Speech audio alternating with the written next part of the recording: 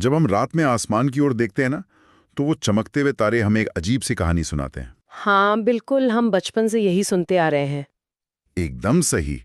और मतलब हम यही मानते हैं कि उस तारे से निकली रोशनी ने हमारी आंखों तक पहुंचने के लिए लाखों करोड़ों साल का सफर तय किया है। सही बात है, हम उसे एक थके हुए मुसाफिर की तरह देखते हैं। हाँ, जो अंतरिक्ष के उस विशाल, ठंडे और अंधेरे खालीपन से गुजरता हुआ हम तक पहुंचा है। लेकिन जरा सोचिए, क्या हुआ अगर वो प्रकाश कभी चला ही ना हो?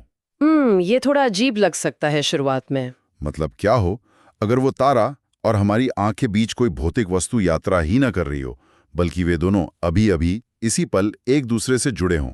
ये विचार सच में बहुत अटपटा लग सकता है, क्योंकि हम ब्रह्मांड को एक विशाल डिब्बे की तरह देखने के आदी हो चुके हैं। हाँ, जिसमें ग्रह, तारे और गैलेक्सी बस इधर उधर तैर रहे हैं। बिल्कुल। लेकिन जिस विषय पर आज हम चर्चा कर रहे हैं ना, वो इस पूरे नजरिए को जड़ से उखाड़ देता है। और यही आज की हमारी इस चर्चा का मूल उद्देश्य भी है। तो आज 27 अप्रैल 2026 है और आज ही के दिन संदीप चौहान की एक बेहद दिलचस्प किताब प्रकाशित हुई है। Redshift beyond expansion. बिल्कुल। और हमने इस किताब और इसके पीछे के कुछ बेहद जटिल तकनीकी परिशिष्टों मतलब अपेंडिक्स को खंगाला है। हाँ, जो कि काफी विस्तृत है। तो हमारा मिशन इस बात को समझना है कि ब्रह्मांड कोई खाली जगह नहीं है जहां चीजें बस फैल रही हैं, बल्कि ये एक निरंतर स्थिर होने की प्रक्रिया है जिसे किताब में रिजोल्यूशन कहा गया है। ये ब्रह्मांड को देखने का एक बहुत ही बुनियादी बदलाव है। ठीक है, आइए इसे थोड़ा विस्तार से समझते हैं। सबसे बुनियादी सवाल से शुरू करते हैं, मतलब देखने की क्रिया। जब मैं कहता हूं कि मैं एक तारे को देख रहा हूं, तो उस वक्त असल भी क्या हो रहा है? विज्ञान के पारंपरिक नजरिए में देखने को एक बहुत ही निष्क्रिय काम माना गया है। जैसे कोई पैसिव विंडो? हाँ बिल्कुल, पैसिव विंडो की तरह। जैसे आप खिड़की के पास बैठे हैं, बाहर बारिश हो रही है और बारिश की बूंदें आप तक पहुंच रही हैं। मतलब मैं बस जानकारी को ग्रहण कर रहा हूं। एकदम सही। लेकिन चौहान की किताब इस धारणा पर सीधा प्रहार करती है। उनके अनुसार देखना कोई निष्क्रिय घटना नहीं है। तो फिर ये क्या है? ये एक सक्रिय भागीदारी है, या आप इसे एक्टिव कपलिंग कह सकते हैं। आप केवल जानकारी प्राप्त नहीं कर रहे हैं। अच्छा। आप उस घटना के घटित होने में एक सक्रिय भूमिका निभा रहे हैं। रुको रुको, ये थोड़ा अजीब है। यानी मैं सिर्फ एक दर्शक नहीं हूं? बिल्कुल नहीं। लेकिन अगर देखने की क्रिया सक्रिय है, तो फिर उस खाली अंतरिक्ष का क्या, जो मेरे और उस तारे के बीच है? यहाँ जो बात सबसे आकर्षक है वो ये है कि खाली अंतरिक्ष या एम्प्टी स्पेस जैसी कोई चीज होती ही नहीं है। क्या बात कर रहे हैं? अंतरिक्ष तो खाली ही होता है ना? यही सबसे बड़ा मिथक है जिसे हमें तोड़ना होगा। अंतरिक्ष खालीपन, शून्य या कोई वैक्यूम नहीं है जहाँ कुछ भी मौजूद न हो। तो फिर वो क्या है? इस किताब में इसे स्ट्रक्चर्ड वैक्यूम का नाम दिया गया है। यह एक बहुत ही महत्वपूर्ण अवधारणा है। स्ट्रक्चर्ड वैक्यूम मतलब? कल्पना कीजिए कि यह एक निरंतर और ऊर्जावान माध्यम है जो हर जगह मौजूद है। ओके। जब एक तारा चमकता है और एक इंसान उसे देखता है, तो वे किसी खाली जगह के आर पार बात नहीं कर रहे हैं। वे दोनों इसी स्ट्रक्चर्ड वैक्यूम के हिस्से हैं। अगर मैं इसे सही समझ रहा हूं, क्या ये ऐसा है जैसे अंतरिक्ष एक खाली कमरा नहीं है, बल्कि पानी से भरा एक विशाल स्विमिंग पूल है? हाँ, आप ऐसा सोच सकते हैं। और उस पूल में अगर कोई हलचल होती है, तो वो एक लहर पैदा करती है जो पूरे माध्यम को प्रभावित करती है। तारा वो हलचल है और मेरी आंख उस लहर को महसूस कर रही है। ये पूल वाला उदाहरण कुछ हद तक समझने में मदद करता है, लेकिन इसमें एक छोटी सी कमी है। वो क्या? एक साधारण स्विमिंग पूल में पानी सिर्फ एक माध्यम होता है जिससे लहर गुजरती है। मतलब लहर पानी को सिर्फ एक वाहक की तरह इस्तेमाल करती है। हाँ, पानी तो बस वहां रहता है चुपचाप। बिल्कुल। लेकिन स्ट्रक्चर्ड वैक्यूम में माध्यम खुद तय करता है कि जानकारी कैसे आकार लेगी। ये सिर्फ एक पृष्ठभूमि नहीं है। मतलब वो खुद सक्रिय है? एकदम सही। ये वैक्यूम खुद एक सक्रिय ढांचे की तरह काम करता है जिसकी अपनी एक ज्यामिति है।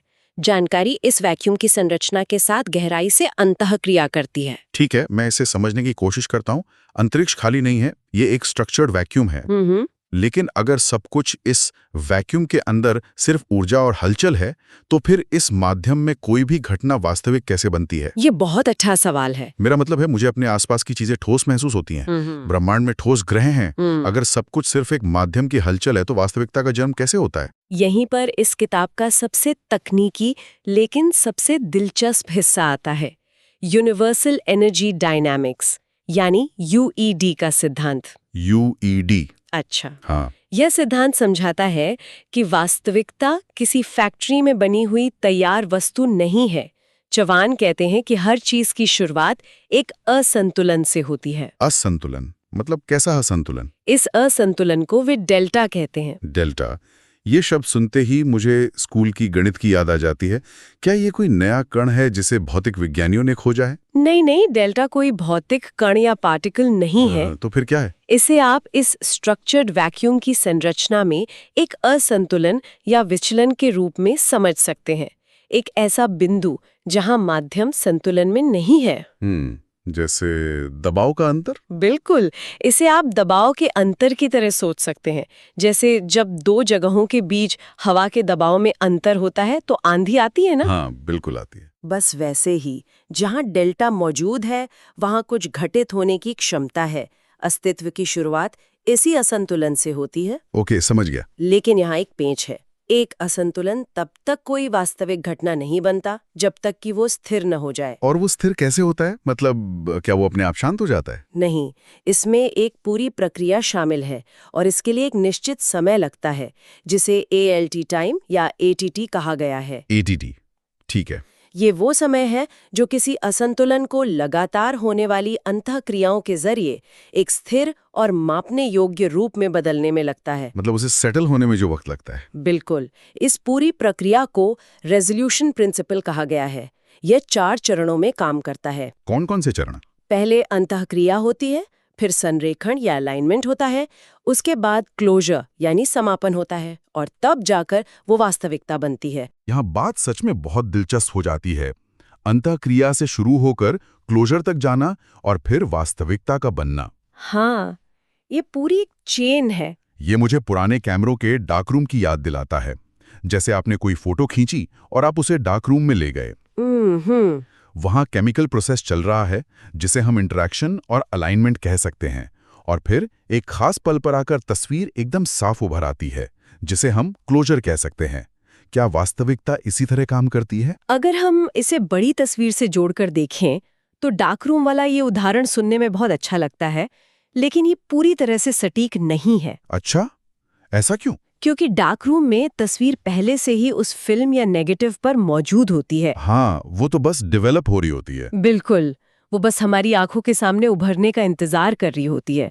वो एक छिपी हुई वास्तविकता है। तो किताब इसके बारे में क्या कहती है? चवान का रेजोल्यूशन प्रिंसिपल ये नहीं कहता कि वास्तविकता पहले से कहीं छिपकर बैठी है। वास्तविकता का निर्माण ही इस प्रक्रिया के दौरान होता है। ओह, मतलब वो पहले से तय नहीं है। एकदम सही। जब तक क्लोजर का बिंदु नहीं आता तब तक कोई निश्चित परिणाम मौजूद ही नहीं होता। क्लोजर वह पल है जब उस वैक्यूम में मौजूद असंतुलन पूरी तरह से स्थिर हो जाता है और पहली बार एक मापने योग्य घटना बनता है। बिल्कुल सही। एक सेकंड रुकिए, यह एक बहुत बड़ा वैचारिक बदलाव है। इसका मतलब यह है कि चीजें तब तक पूरी तरह से वास्तविक नहीं है जब तक कि उनका रेजोल्यूशन या क्लोजर ना हो जाए। हाँ, यही इसका मूल अर्थ है। अगर मैं इसे प्रकाश पर लागू करूं तो ये प्रकाश के बारे में हमारी पूरी समझ को हिलाकर रख देता है। बिल्कुल हिला देता है। क्योंकि प्रकाश को तो हम ब्रह्मांड का सबसे तेज यात्री मानते हैं। अगर वास्तविकता केवल क्लोजर पर ही स्थिर होती है तो फिर प्रकाश क्या है? यही वो बिंदु है जहां ये किताब ब्रह्मांड विज्ञान के पारंपरिक ढांचे को सबसे बड़ी चुनौती देती है। कैसे? शास्त्रीय भौतिकी हमें सिखाती है कि फोटॉन एक यात्री है। हम सोचते हैं कि एक तारे ने एक फोटॉन को उत्सर्जित किया, जैसे किसी ने कोई गेंद फेंकी हो। हाँ, जो अरबों साल तक अंतरिक्ष के खालीपन में यात्रा करती है और अंततः हमारी दूरबीन से टकराती है। बिल्कुल, हम सब ने विज्ञान की किताबों में यही पढ़ा है कि प्रकाश यात्रा करता है। हाँ, तो इसमें गलत क्या है? नए नजरिए के अनुसार फोटॉन कोई छोटा सा यात्री नहीं है जो अंतरिक्ष के एक छोर से दूसरे छोर तक गुजर रहा है। फोटॉन वास्तव में एक क्लोजर इवेंट है। एक क्लोजर इवेंट? तो क्या प्रकाश सफर नहीं कर रहा है? इसे ऐसे समझें, प्रकाश यात्रा नहीं करता, बल्कि यह स्ट्रक्चर्ड वैक्यूम में एक क्रमिक रेजोल्यूशन की प्रक्रिया है। क्रमिक रेजोल्यूशन मतलब एक के बाद एक? हाँ, जब किसी स्रोत जैसे किसी तारे में कोई असंतुलन या डेल्टा पैदा होता है तो वो कोई भौतिक कण नहीं फेंकता। तो फिर वो क्या करता है? तो वो पूरे वैक्यूम में संरेखण की एक श्रृंखला शुरू करता है, जैसे आप एक के बाद एक रखी हुई डोमिनोज की कतार को धक्का देते हैं। ओ, एक डोमिनो गिरता है, फिर दूसरा, फिर तीसरा। बिल्कुल, ये संरेखण माध्यम के जरिए आगे बढ़ता है और जब ये संरेखण हमारी दूरबीन या हमारी आंख के अलाइनमेंट थ्रेशोल्ड को पार कर जाता है, तब वो ऊर्जा स्थानीय स्तर पर स्थिर हो जाती है। और उस स्थानीय स्थिरीकरण को ही हम फोटॉन कहते हैं। एकदम सही। यार, ये दिमाग को चकरा देने वाला है। अगर फोटॉन यात्रा नहीं कर रहा है और ये सिर्फ मेरी आंख के अंदर एक स्थिर होने वाली घटना है, तो क्या सदियों से चली आ रही भौतिकी गलत है? मेरा मतलब है, आइंस्टीन ने प्रकाश की गति को ब्रह्मांड की अल्टीमेट स्पीड लिमिट बताया था। हाँ, ये एक बहुत ही स्वाभाविक सवाल है। और मैक्सवेल के समीकरण भी तो हैं। क्या ये किताब ये कह रही है कि वो सारा विज्ञान गलत था? नहीं, इसका जवाब है नहीं, वो विज्ञान गलत नहीं है। तो फिर ये काम कैसे करता है? इसे समझना बहुत जरूरी है। इस किताब का उद्देश्य उस गणित को झुठलाना नहीं है। मैक्सवेल की समीकरण आज भी पूरी तरह काम करते हैं। मतलब कैलकुलेशन वही रहती है? बिल्कुल, अवलोकन और प्रयोग के नतीजे वही रहते हैं। जो बदल रहा है वह है उस गणित के पीछे का अर्थ। अच्छा, वो डोमिनोज वाले उदाहरण से समझाएं। हाँ, डोमिनोज वाले उदाहरण पर वापस आते हैं। अगर हम डोमिनोज के गिरने की गति को मापते हैं तो वो गणित बिल्कुल सटीक होगा।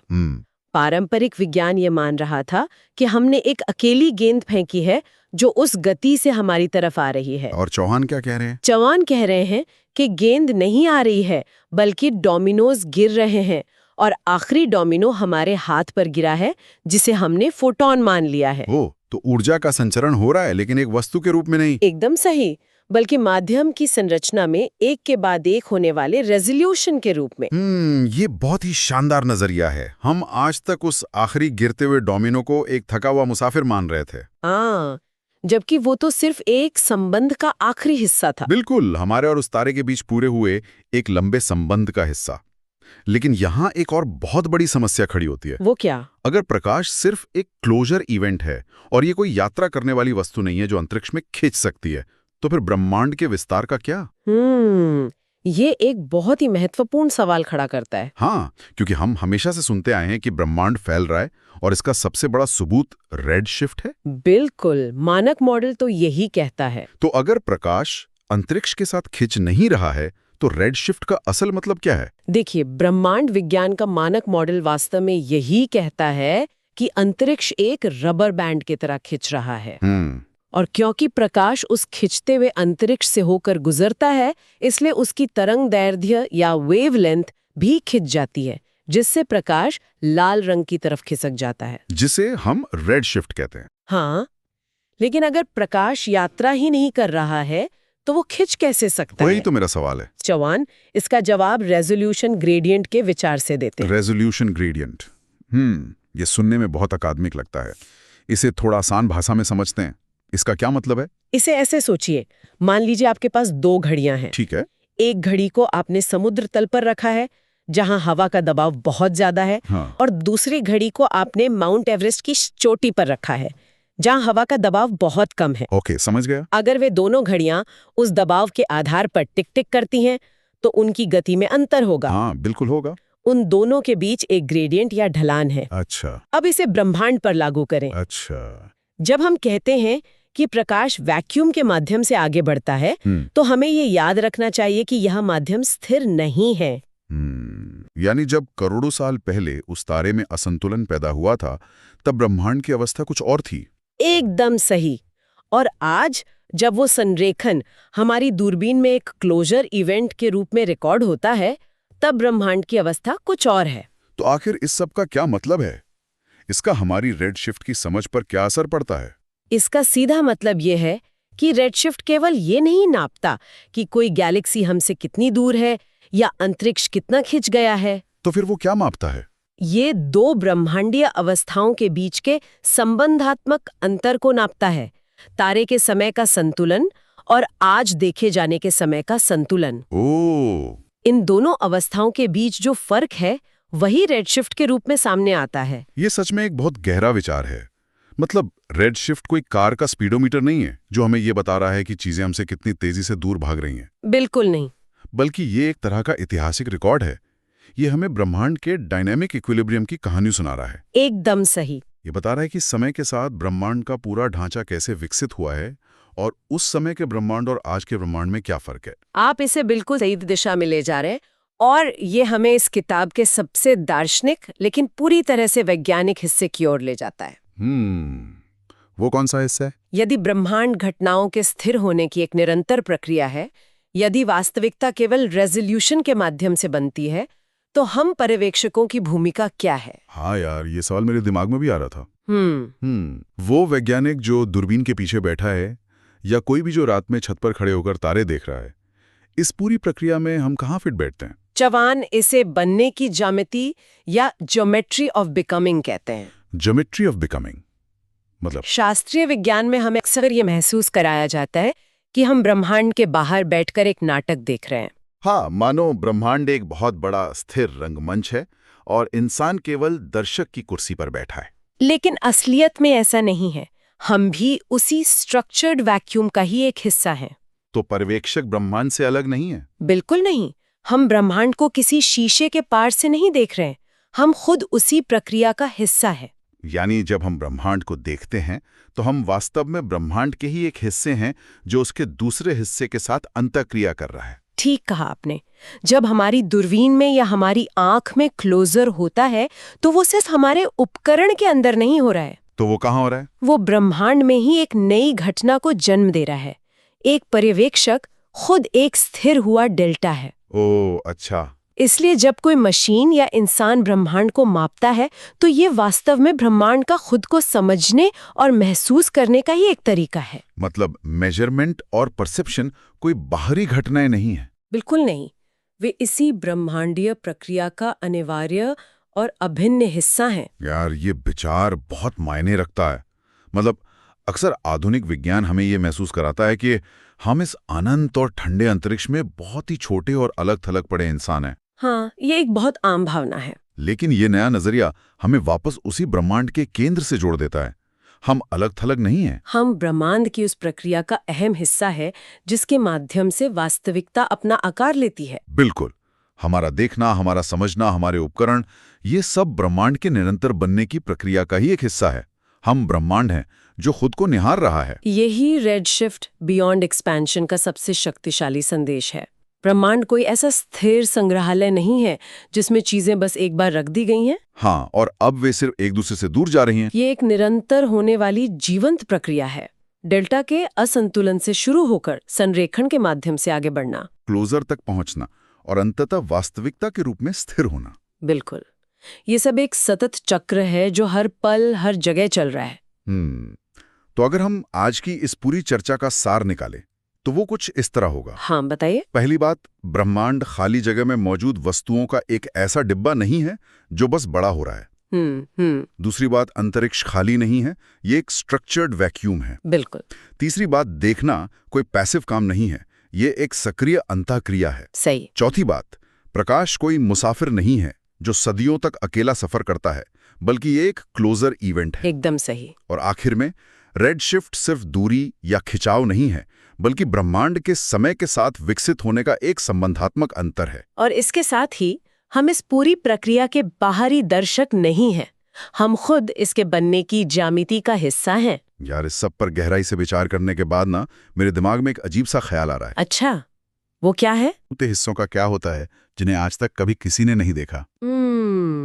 ये बहुत गहरा सवाल है। जिनसे कभी कोई संपर्क नहीं हुआ, जहां आज तक कोई दूरबीन या कोई नजर नहीं पहुंची, क्या वे अभी भी एक शाश्वत बनने की स्थिति में हैं? जो अभी तक अस्तित्व में ही नहीं है। हाँ, क्या वे बस संभावनाओं के एक धुंधलके में तैर रहे हैं और मतलब किसी के देखने का इंतजार कर रहे हैं ताकि वे स्थिर होकर वास्तविकता बन सकें?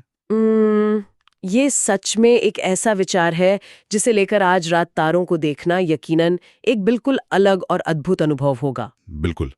उम्मीद है आज की ये चर्चा सुनने वालों को भी ब्रह्मांड को एक नए नजरिए से देखने पर मजबूर करेगी। हाँ, सोचने के लिए सच में बहुत कुछ है। तो बस आज के लिए इतना ही। आसमान देखते रहिए और सोचते रहिए।